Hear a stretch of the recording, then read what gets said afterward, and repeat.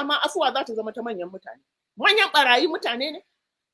Amma ba ki tunanin ko tausayi ne shi shugaba Muhammadu Buhari ya tausayi? Baka ji tausayin waɗanda suka mutu aka asarar rayukansu sakamakon wannan sata ba, sai wanda sata ne zaka ce kana jin tausayin sa.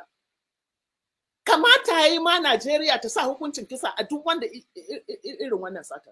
Saboda sata ce yanzu ta kawo Najeriya ta durkusar da mu, muka rasa security gaba ɗaya. Ai duk cin rashawa da cin hanci. To Hajiya Naja, sai muka ji an ce kin ce baki gamsu da wannan afuwa da shugaba Muhammadu Buhari ya yi wa fursunoni sama da 100 ba. Me ya faru? Ai ni ban san wanda ya gamsu ba, in ba waɗanda suka yi satar ba, aka kuma tabbatar da laifinsu.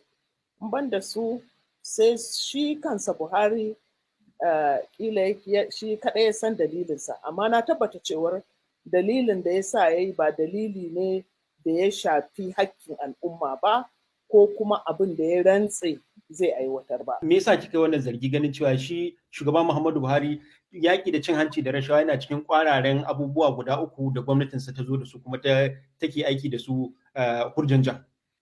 Idan wani ya san gwamnatin da tafi wannan sata da cin rashawa da cin hanci sai ya fito ya faɗa.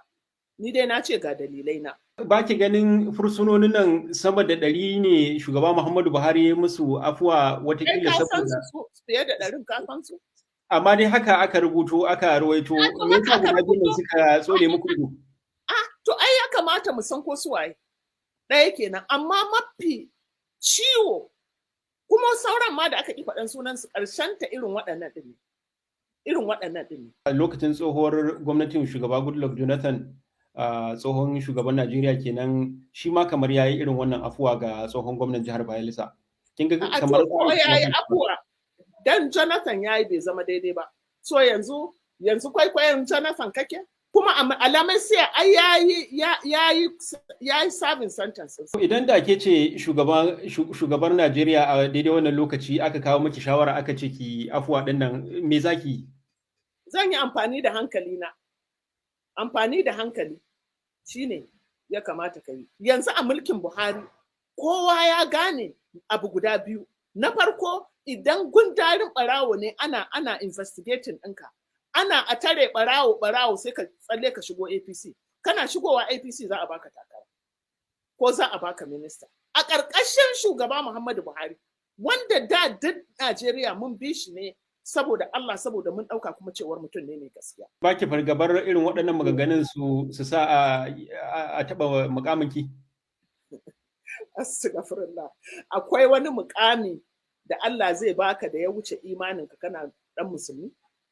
Ni ba mukamin da ya wuce min wannan. Aikin ma da nake yanzu a Police Service Commission, dai wannan ne aikin masu ɗauki abinsu, wata tsiya ce.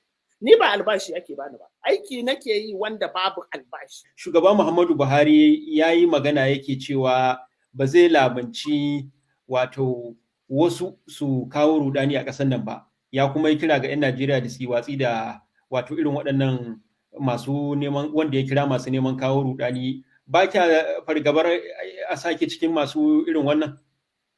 Ai shugaba Buhari shi ya kawo rudani ƙasar nan. Saboda daga lokacin da ka yadda mai kisan kai ya kashe ya kwana lafiya, mai sata ya sace ya kwana lafiya, ana yi wa mutane kisan kiyashi a dukkan faɗin arewa. Ai ba rudanin da ya wuce wannan.